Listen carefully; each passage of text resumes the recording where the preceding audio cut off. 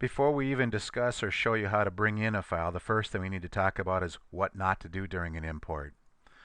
For that, I'm going to go to our knowledge base where we have a category here for export import. I'm going to click on Start Import and select this document here. In the Do Nots section of this document, our first do not is names. What not to do with names.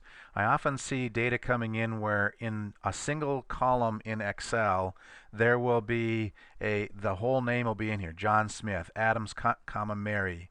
We've got three names starting with the last names. Here we have a suffix.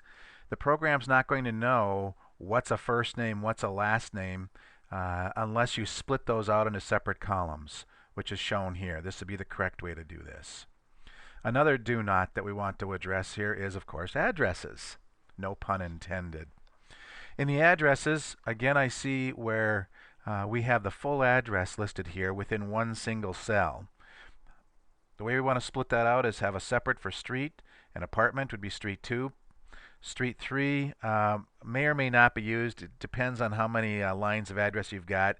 In our case here, that's not Oregon, that's an OR. What we're saying is that we can actually take a zip code. In Trailblazer, we can handle a zip code such as the one shown here. We can also handle the zip code split out into the zip and zip plus 4.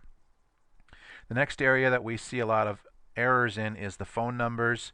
Real common mistake that I see is where we have multiple phone numbers included in a single cell. The best way to do that is to split that out, so you'll see all this information is contained down here into separate columns. Trailblazer will bring in phone extensions as well as the phone numbers themselves.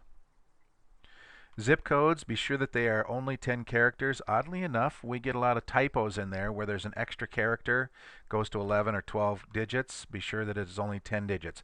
The dash, the splitting dash is okay. Email addresses do require an @ symbol and a period in the address to be valid.